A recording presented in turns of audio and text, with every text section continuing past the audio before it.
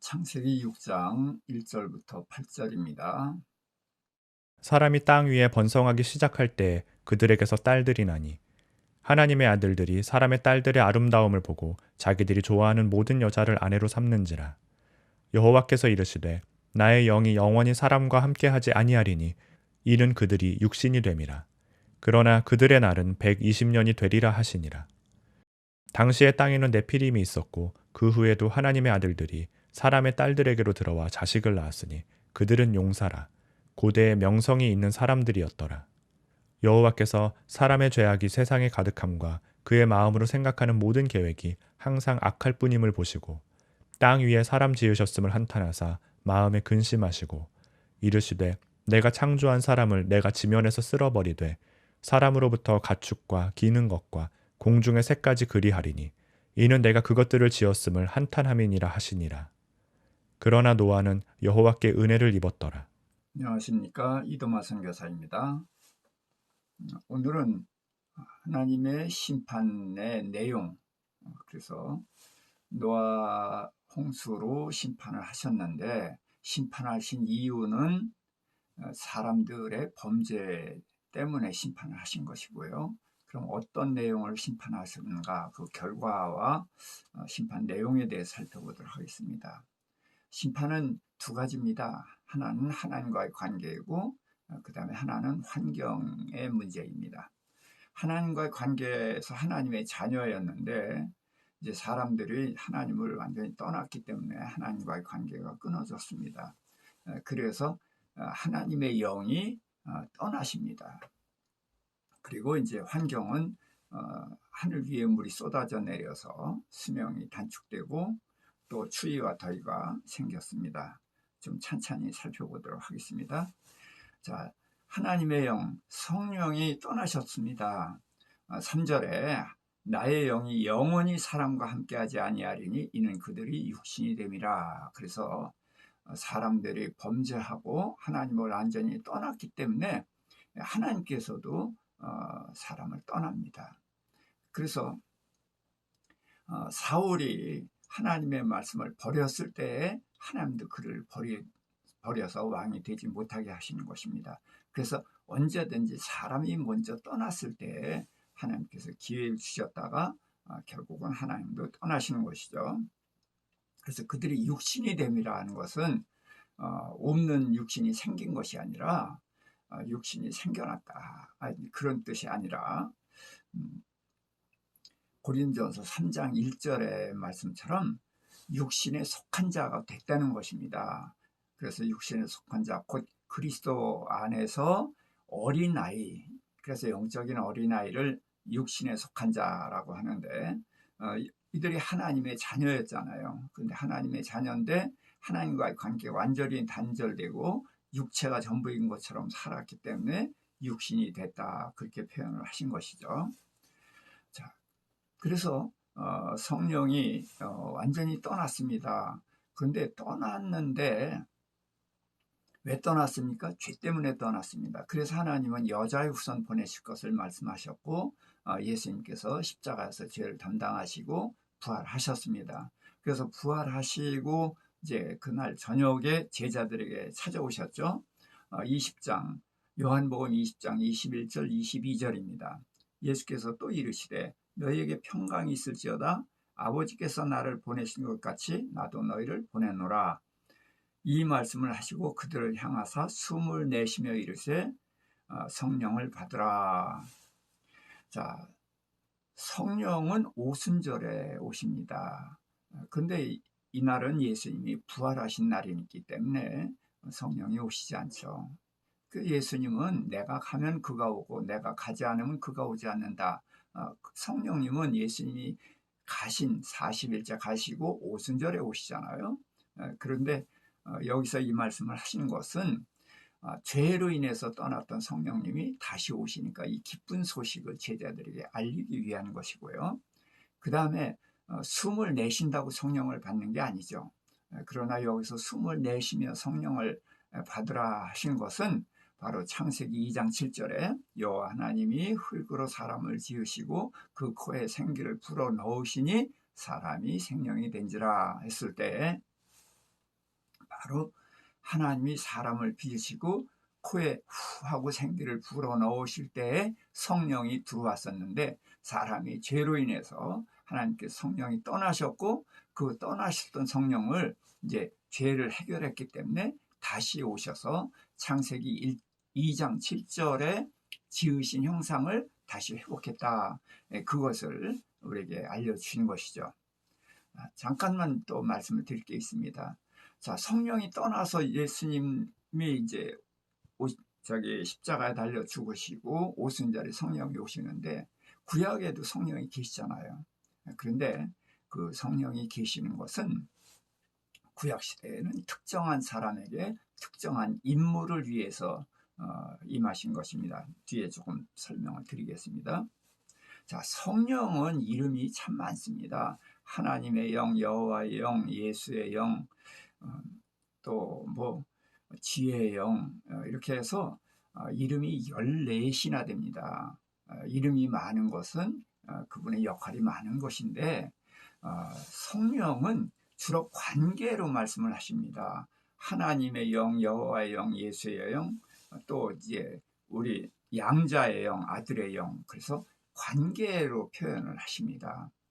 그리고 주로 이제 지혜, 또 계시, 진리, 성결, 이런 그 지혜와 관련된 이름을 많이 쓰는 것을 볼 때, 성령이 우리를 이제 그렇게 인도해서 하나님의 자녀로 인도하시고 예수를 믿게 하시고, 또 지혜롭게 해서 이 세상을 이길 수 있게 하시는 것이기 때문에 이름이 이렇게 많다라고 볼 수가 있습니다. 성령의 존재 방식이 세 가지입니다. 하나님과 또 예수님과 함께 계시죠. 그래서 아버지의 영, 성령의 영, 또 예수의 영, 이렇게 이제 말씀을 하시죠. 그 다음에 자녀와 함께 하십니다. 그래서 이제 우리가 내재한다고 그러잖아요. 그래서 아버지와 예수님과 함께 하시고, 또 우리 사람과 함께 하셔요. 그래서 자녀와도 함께 하십니다. 그리고서 이제 특정한 사역을 위해서 특정한 자와 함께 하시거든요. 이건 이제 주로 구약이죠. 구약에 성령님이 떠났다고 그러지만 왕이나 제사장이나 선지자나 또 사사들에게 함께 하셔서 그 하나님의 사역을 감당하게 하시죠. 그래서 구약에서는 특정한 사람에게 특정한 임무 때문에 함께 하셨다가 떠났다가 하시는 것이고, 신약시대의 이 성령님은 오셔서 모든 믿는 사람들, 하나님의 자녀에게 다 임재하셔서 함께 하시고 그러십니다. 그럼에도 불구하고 어떤 사역을 위해서 특별히 성령의 감동을 주시고 이제 그러는 일들이 있죠. 자, 그리고서 이제 존재 방식은 함께 하시는 것이고, 사역 방식은 분량적인 개념이 있습니다. 성령 충만하다, 성령을 한량없이 부어주신다, 또 성령을 소멸하지 말라. 그래서 양적인 개념이 있습니다. 이러다 보니까 여호와의 증인들은 성령을 하나님이라는 존재로 인정하지 않고 단순한 능력이나 이제 그렇게 인정을 하는 거거든요. 그러나 그건 사역 방식입니다. 그래서 성령이 우리가 함께 하시지만, 우리가 하나님께 전적으로 의뢰하고 하나님 안으로 깊이 들어가면은 성령 충만함을 받고, 그렇게 될 때 이제 주님의 일을 잘 감당할 수가 있죠. 그래서 양적인 개념이 있다, 그렇게 이해하시면 좋을 것 같습니다. 그 다음에 이제 환경 변화에 대해서 살펴보도록 하겠습니다. 자, 수명을 120년이라고 이제 주셨는데, 이걸 한동안은 방주 지은 기간으로 이야기가 있었습니다. 그러나 노아가 500세 때에 셈과 함과 야벳을 낳았고 600세 때 홍수가 났단 말이죠. 그 중간에 방주를 지으라고 했으니까 이건 100년 미만입니다. 그리고 그럼 이제 이 120년은 인간의 수명입니다. 그래서 5장의 아담 셋의 족보를 보면은 900세 이상들을 삽니다. 그런데 이때 이렇게 살 수 있었던 것은 하늘 위에 물이 있었기 때문이죠. 하늘 위에 물이 있었기 때문에 영생하는 환경이었는데 죄의 삭은 사망이라. 그래서 죄 때문에 사망이 들어왔어도 900세 이상을 살 수가 있었죠. 그런데 사람들이 오래 살면서 죄밖에 짓는 것이 없다 보니까 하나님께서 하늘 위에 물을 쏟아져 내리게 하셨단 말이죠. 그래서 홍수로 쏟아져 내린 후로 노아는 600세 홍수가 나고 350년을 더 살아서 950세를 살았는데 그 아들 셈은 600세, 그 아들 아르박삿은 438세. 그리고 급격히 나이가 떨어지기 시작해서 제9대 데라는 205세, 10대의 아브라함은 175세, 그리고 이삭 180세, 야곱 147세, 요셉 110세, 그리고 모세가 120세. 그래서 사람의 수명은 120년. 그래서 여기서 그들의 날은 120년이 되리라 하는 것은 사람의 수명을 900세에서 120세로 줄이셨다. 지금도 100년 이상 사시는 분들이 계시잖아요. 그래서 수명을 단축하신 것이다. 또 하나가 있습니다. 8장 22절에 보니까 추위와 더위가 생깁니다. 하늘 위에 물이 있을 때는 추위와 더위, 여름과 겨울 이런 것이 없었습니다. 왜? 하늘 위에 물이 있었기 때문에 온 세상에 적도도 또 북극, 남극도 똑같은 기온이었던 거죠. 그래서 벌거벗고 살 수가 있었잖아요. 그래서 벌거벗고 살게 하면서 생육하고 번성하여 땅에 충만하라 그랬으니까요. 그래서 벌거벗고 하얼빈에 살다간 다 얼어 죽습니다. 거기는 10월 달부터 눈이 시작돼서 12월 되면은 영하 30도 이하로 떨어진단 말이죠. 그것은 하늘 위에 물이 있었을 때 그랬던 것이고, 하늘 위에 물이 없어졌기 때문에 수명도 단축이 됐고, 또 추위와 더위가 생겨서 지금 오늘 같은 환경이 된 것입니다. 자, 방주 지은 이야기를 좀 해보겠습니다. 방주는 길이가 135m, 폭이 22.5m, 높이가 13.5m로 해서 좀 뚱뚱한 배고 이제 3층으로 되어 있죠. 그러니까 135m니까 굉장히 기다란 그런 배입니다. 이번에 그 스에즈 운하에서 그 좌초된 배가 길이가 400m더라고요. 그래서 어쨌든 135m 그런 기다란 배에 승선하는 사람들은 이제 노아의 가족 8명입니다. 성경이 분명히 말씀했거든요. 너와 내 아내, 내 아들들과 자부. 자, 그렇기 때문에 노아는 전도 안 했습니다. 자, 우리는 전도는 때를 얻든지 못 얻든지 전해야 돼요. 그러나 노아는 이미 심판 때입니다. 그렇기 때문에 이때는 전도할 수가 없어요. 전도해서 그럼 어떻게 태울 거예요? 예? 내 대신 타라고 그래요? 그리고 하나님이 태우지 말라고 했으니까 미안하다 그럴 거예요? 그래서 아무 때나 갖다 붙이는 거 이런 건 좀 안 했으면 싶어서 한번 짚고 넘어갑니다.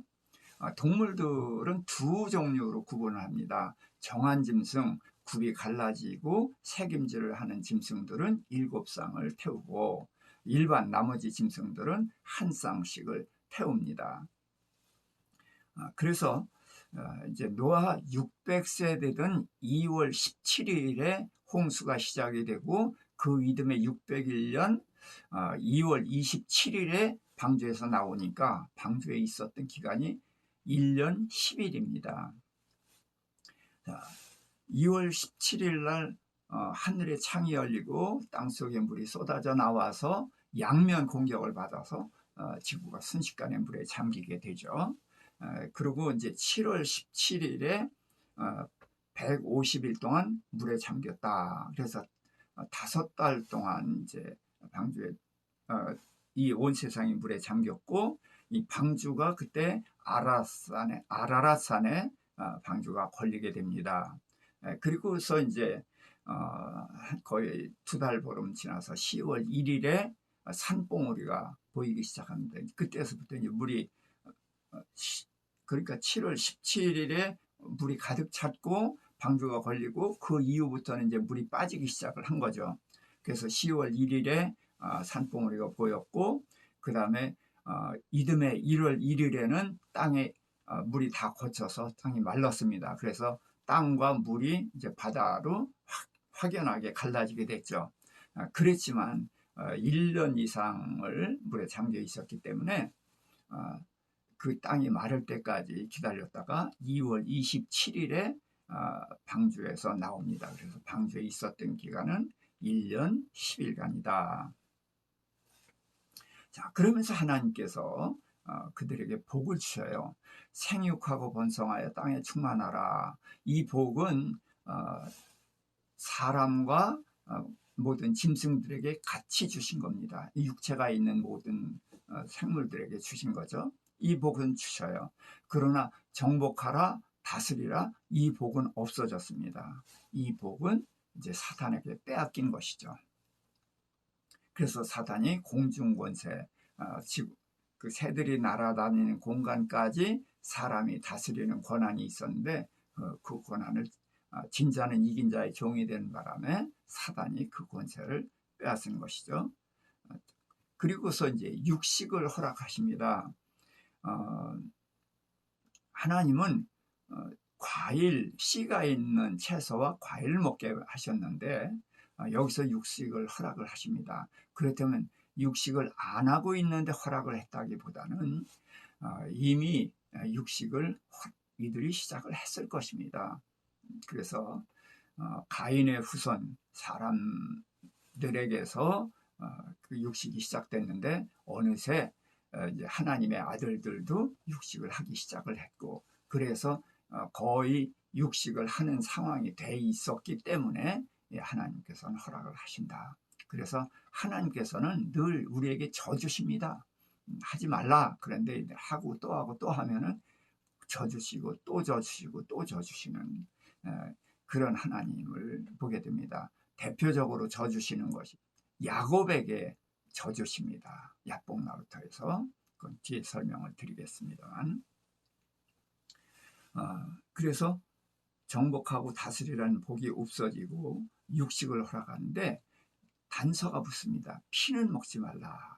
왜? 피는 생명이기 때문에. 그래서 이것은 신약까지 이어집니다. 그래서 피를 먹지 않는 것은 신약까지 이어져서 피와 음행과 목매 죽인 것을 금하는 그런 규례가 있었죠.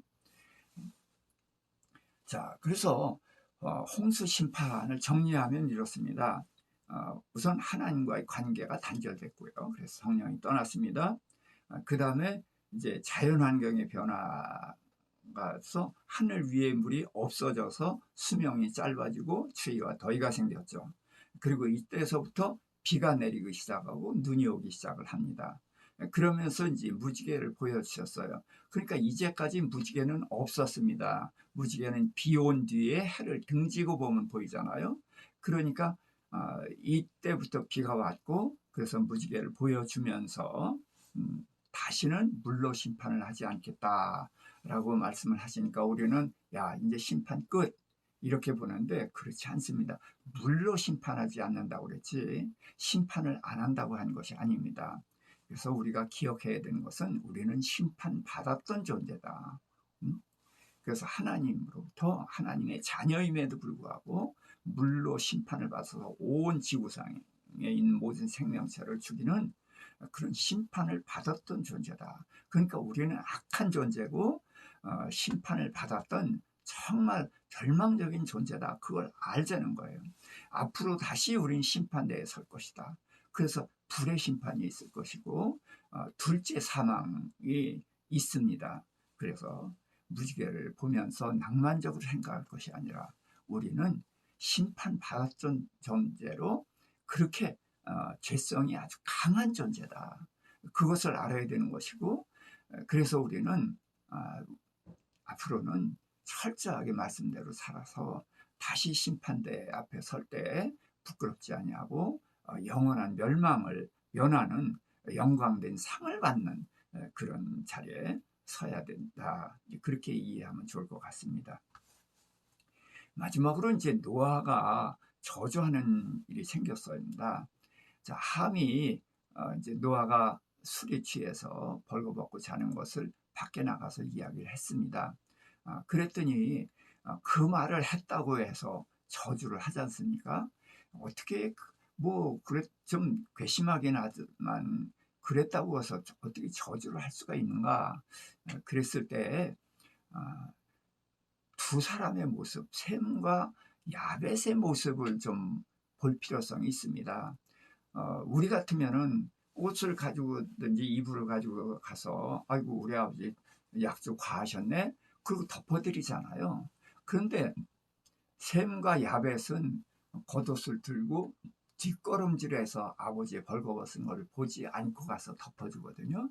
자, 그런 걸 볼 때에 아버지를 대하는 자세가 우리보다 현격히 높다는 거죠. 그만큼 아버지의 권위가 높을 때다. 그런데 그 아버지의 수치를 밖에 나가서 떠버렸으니까 저주를 받을 만하구나. 그렇게 이해를 할 수가 있죠. 잠언 19장 9절 그 외에도 여러 곳에 있습니다만은 허물을 덮어주는 자는 사랑을 구하는 자요 그것을 거듭 말하는 자는 친한 것을 이간한 자니라. 그래서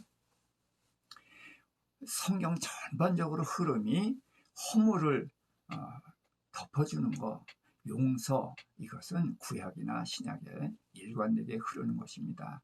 예수님이 우리를 위해 죽은 것도 바로 우리의 허물을 가려주는 그런 것이죠.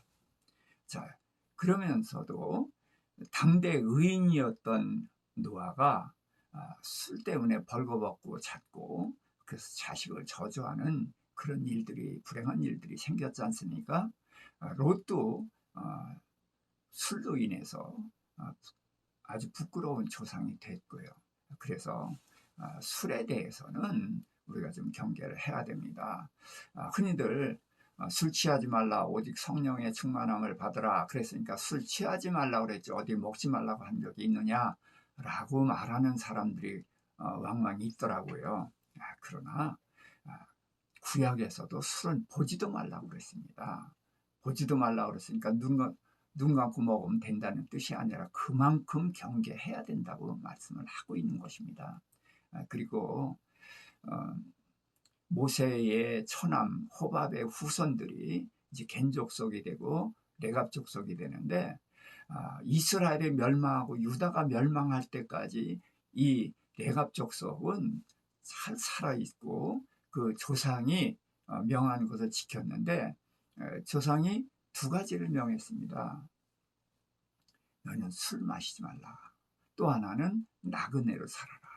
그 두 가지를 명령을 했는데 이 후손들이 두 가지 명령을 지켰고 그래서 유다가 멸망하는 상황에서도 이 후손들은 어디에 가서나 존중받는 그러한 사람들로 살았다는 거예요. 그래서 하나님이 그들을 부러워하시고 그들을 축복하신 이야기가 예레미야 35장에 나옵니다. 그래서 술을 마시지 말라. 다른 말로 바꾸면 깨어 있으랍니다. 깨어 있으라. 그리고 농사 짓지 말고 천막에 살아라. 무슨 얘기예요? 나그네로 살라는 겁니다. 이것은 주님이 우리에게 가르쳐 준 것 같습니다. 그래서 깨어 있고 이 땅이 아니라 하늘나라 본향을 바라고 이 땅을 떠날 준비를 하는 나그네로 사는 두 가지 삶이면은 이 세상을 사는데 큰 어려움을 겪지 않고 주님께까지 갈 수 있다고 봅니다. 그래서 술은 깨어있으라는 말로가 연결해서 생각하면 좋을 듯 싶습니다. 그래서 깨어있게 되면은 우리가 이런 죄의 유혹이나 이런 것들로부터 깨어있고 말씀에 깨어있고 그러면 주님 오실 날 부끄럽지 않게 주님을 맞을 수 있다. 이렇게 생각을 해봅니다. 그래서 홍수 심판의 결과가 뭐냐? 성령님이 떠나셨고 그 다음에 수명이 단축됐고 추위와 더위가 생겼다. 그렇게 해서 홍수 심판에 대해서 상고해 보았습니다.